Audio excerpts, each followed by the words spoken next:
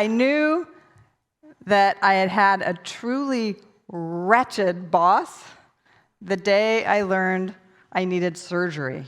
So I was 26 years old, and they were telling me this surgery might mean I can't have kids. So I was devastated. But my strongest emotion was this surge of excitement because this meant 5 weeks away from a boss who had made my life miserable. And just to be clear, I have 2 wonderful kids, and part of why I'm here today is they have had more than their share of terrible bosses, and they're very early in their career.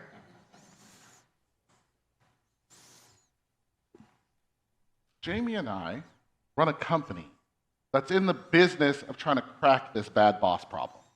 And it's not easy. You want to know why? Okay, let's play a game. Show of hands. How many of you have ever had a boss who made you feel not good? Made you feel disrespected, keep them up, disrespected, incompetent?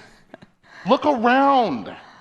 Almost all of us have had these kinds of people with institutional power in our lives. And for you, that might not have even been a boss. That might have been a teacher or a coach, just someone who's really bad at being in power, who gets to have power over you. So we, Dr. Bell and I, collect research on this. So a recent Harris poll found that 71% of employees have had what they would call a toxic boss. And over half of them have had nightmares about this boss. And you know how that goes. You're out with friends, you're thinking about your boss. You're home with your family, you're thinking about your boss. And now you're lying awake at 3 a.m. and you're thinking, I need to quit. And that's an expensive problem for businesses, not just in the lost productivity and the turnover costs, but in all the brilliant creative ideas that never rise to the surface because people were too afraid to speak up. So why is this so widespread? Part of the problem is that when we rise to positions of power, we fall prey to what we call power blindness. We lose sight of how it feels to be the one with less power. And we lose sight of how our tone of voice or the quick dismissal of an idea can ruin someone's day. And just by virtue of our title, people stop telling us the truth. They don't give us the tough feedback. They don't even disagree with us. They laugh at our stupid jokes. And this creates a massive reality distortion. And I fell into that reality distortion. I fell into that real hard. So fast forward from my surgery story, and now I'm a boss. I'm 32 years old, and I'm leading a training team at the University of California at Berkeley. I have 8 direct reports. We're gelling as a team. We're putting out all sorts of creative training programs. And you know what? I'm a good boss. One day, one of my employees comes into my office, and she says she wants to talk. But she's crying so hard, she can't speak. So, of course, I'm concerned, but I'm also a little irritated because I have this budget report due at the end of the day, and I've got to get back to it. When she finally gathers herself enough to speak, she tells me that she has been working so hard to deliver this training program, and she's invited me multiple times to come and observe. And I've been too busy to show up. And more than that, she feels like I play favorites. So now I'm thinking, holy crap, I'm the wretched boss. And that's power blindness in action. You want to talk about power blindness? Okay, let me tell you a story. I'm a storyteller. I'm also a professional consultant. I'm a professor. And I make people call me Dr. Bell. Now, that's not just ego. I have a reason. See, if there were 100 people in a room with PhDs, statistically speaking, 7 of those would be black. And of those 7, 4 of them would be women. Black men make up 3% of all PhDs.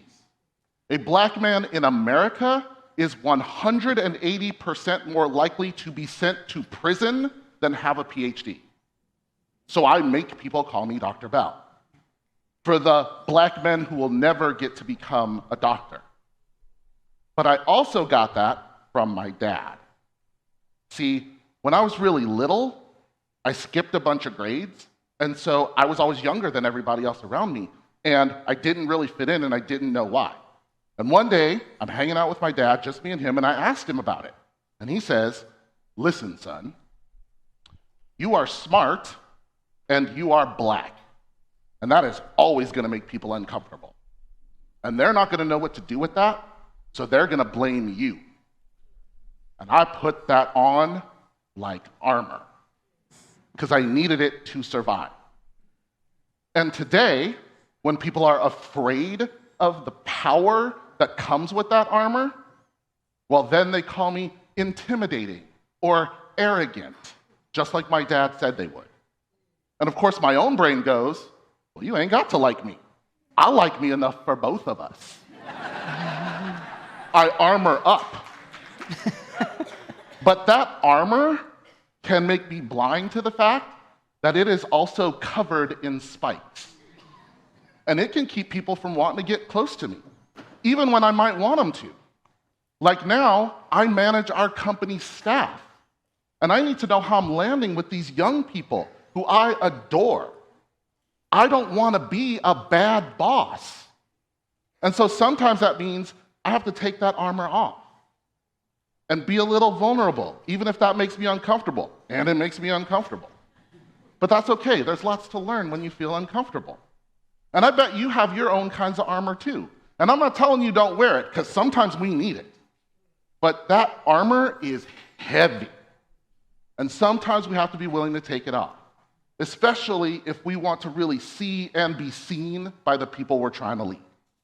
So my sobbing employee, I failed to see her, but she saw me. She saw me a little too well. When she gave me that feedback, I felt this gut punch of shame. And I want to say I owned it right away, but I didn't. I did what, let's be honest, so many of us do when we get tough feedback. I blocked that shame.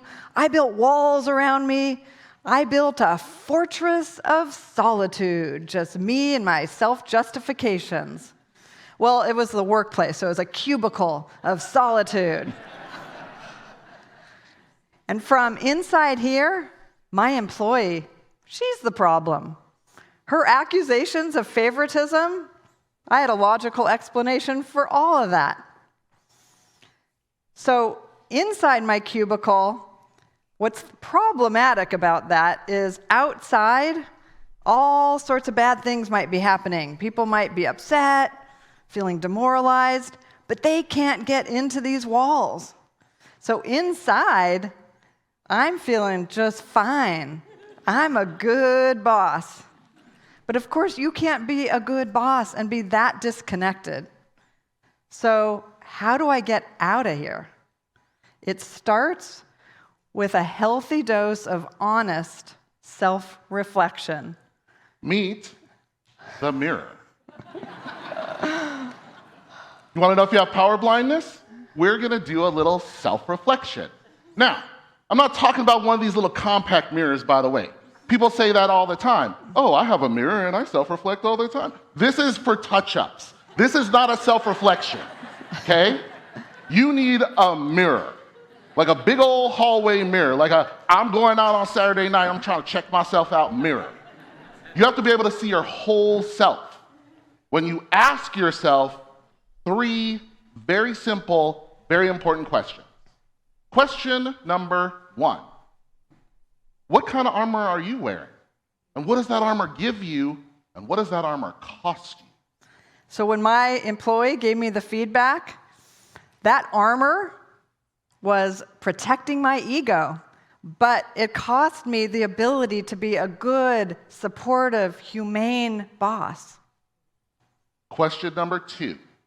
Because of your position, people are going to be afraid to tell you stuff. So ask yourself, what might people be afraid to tell me? In my case, I sometimes got to take off my spiky armor because I don't want to unintentionally push away people I might care about. And question number 3, the most important question of all, once you've thought about all that, what am I going to do differently? So eventually, I got it, and I started to show up for my employees' trainings so I could give her meaningful feedback and positive recognition, and I started to carve out time to take her to lunch and get to know her as a person. And not just that, I also reached out to the other people on my team who I hadn't spent as much time with, and I got to know them as full people too. And I'll tell you, that significantly deepened the trust, the ability for us to collaborate as an entire team. And that's how you learn. That's how you avoid becoming a bad boss. Being a leader means you have an ethical obligation to break that bad boss cycle and to see the advantages your power gives you. We have this whole industry in this culture around how to survive your boss. No one should have to survive us. The power to break that bad boss cycle is in our hands. We just have to be brave enough to look in the mirror. Thank you. Thank you.